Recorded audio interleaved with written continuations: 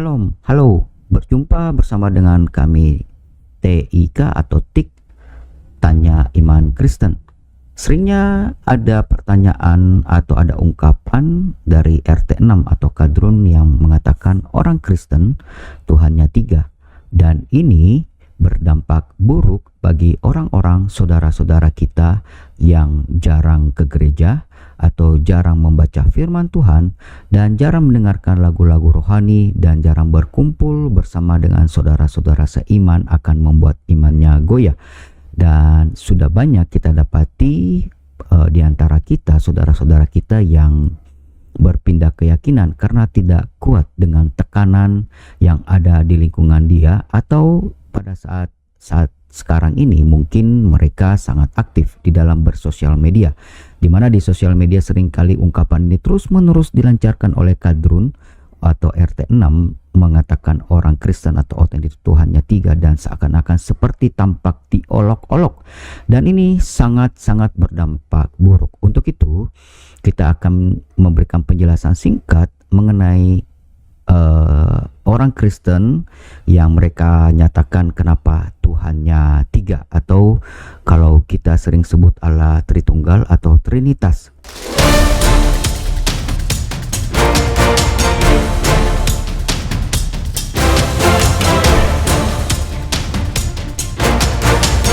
Baik, Alkitab mengajarkan Bapa adalah Allah, Anak adalah Allah, dan Roh Kudus adalah Allah. Bukan berarti Allahnya ada 3.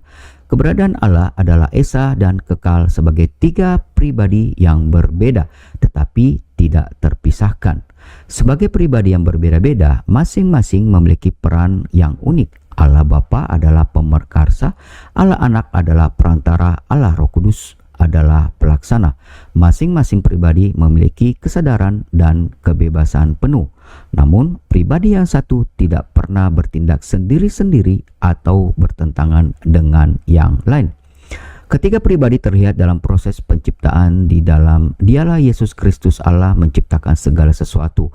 Kamu bisa menemukan di dalam Kolose pasal 1 ayatnya 16, dan Roh Kudus Allah atau Roh Allah melayang-layang di atas permukaan air. Kitab Kejadian pasal pertama ayatnya yang kedua. Dalam hal keselamatan, Allah Bapa mengasihi dunia ini dan mengaruniakan anaknya yang tunggal. Anda bisa baca di Yohanes 3 ayat 16, setelah Yesus Kristus bangkit dan naik ke surga, dia bersama Allah Bapa mengutus Roh Kudus. Anda bisa lihat di ayat selanjutnya pasal 14 ayat 16 dan pasal 16 ayatnya yang ke-7. Yesus menegaskan perihal Tritunggal ketika dia memerintahkan murid-muridnya untuk membaptis dalam nama Allah Bapa, Anak, dan Roh Kudus. Kamu bisa melihatnya perintah Tuhan Yesus ini kepada para murid di kitab atau Injil Matius pasal 28 ayat 19. Di sana Yesus Kristus sendiri mengatakan baptislah mereka dalam nama Allah Bapa, Putra, dan Roh Kudus. Satu Allah dengan 3 pribadi. Di dalam Allah inilah kita mempunyai Bapa surgawi yang mengasihi kita dan mengutus anaknya untuk mati demi keselamatan kita. Di dalam Allah inilah kita mempunyai Yesus Kristus yang menjadi sama seperti kita demi menerima hukuman yang seharusnya kita terima. Di dalam Allah inilah kita mempunyai Roh Kudus, penolong dan penghibur ilahi kita yang tinggal di dalam kita untuk memberi kita kemenangan atas dosa. Allah Tritunggal mendengarkan ketika kita berdoa, memahami ketika kita menderita, dan akan menuntun kita dengan selamat sampai ke rumah Bapa di surga. Penjelasan singkat ini Anda dapat mengembangkannya. Tanyalah kepada hamba Tuhan, pendeta, pastor, romo, atau suster, atau siapapun di gereja Anda untuk mendapatkan penjelasan yang secara detail. Karena perlu kami garis bawahi di sini, dalam memahami Allah Tritunggal tidak serta-merta simsalabim Anda harus mengerti dan pemikiran tentang 3 Allah, bahwa Allahnya ada 3 orang Kristen, sangat-sangat tidak benar. Dan kamu harus mencari tahu, jangan sampai nanti terjadi penyesatan. Jika kamu dalam tekanan, berdoalah minta bimbingan Roh Kudus, dan berdoalah untuk Tuhan Yesus membentengi kamu dari godaan iblis. Karena kamu harus ketahui saat ini memang iblis sangat gencar-gencarnya mencari jiwa atau menculik, menggoyangkan iman kekristenan. Pengertian sederhana tentang Allah Tritunggal mungkin sangat sederhana supaya kamu dapat memikirkan dalam kehidupan kamu tentang pribadi kamu sendiri. Di dalam tubuh kamu, di dalam kehidupan kamu, dalam diri kamu, misalkan kamu namanya A.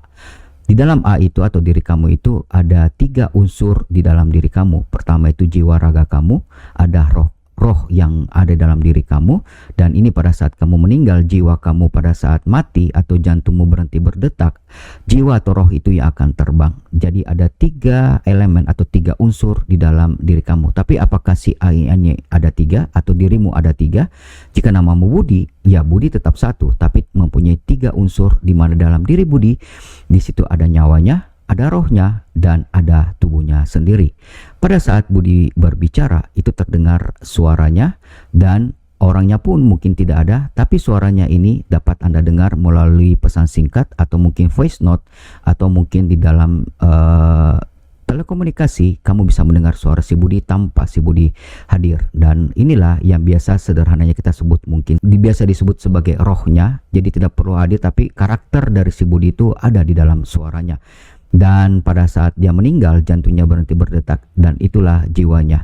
Dan tidak semua makhluk ciptaan Tuhan itu mempunyai roh. Dia hanya mempunyai jiwa atau jantung. Seperti binatang, dia tidak mempunyai roh.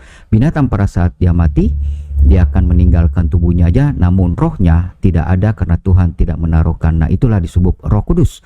Roh ini akan berbicara di dalam diri kamu. Itu pun kamu akan rasakan pada saat kamu ingin berbuat jahat atau kamu ingin melakukan sesuatu yang tidak benar. Roh itu akan berbicara dalam diri kamu bahwa jangan lakukan itu, atau ada pergumulan dalam hidup kamu. Apakah kamu harus melakukan ini, atau mungkin ada ketakutan. Nah, yang sifat ketakutan atau yang kamu rasakan itulah roh yang bekerja dalam diri kamu. Dan itulah penjelasan singkat mengenai Allah Tritunggal. Jadi saudaraku, hati-hati memasuki komal-komal Islam atau RT6, atau mendengar siaran dari atau tayangan dari YouTube yang mengejek atau menghina atau memframing tentang Oten Allahnya 3. Dan terus menerus kalau kamu terus mendengarkan ini akan sangat berbahaya. Segera konfirmasi dan berdoa dan cari tahu, jangan ngambil keputusan sepihak.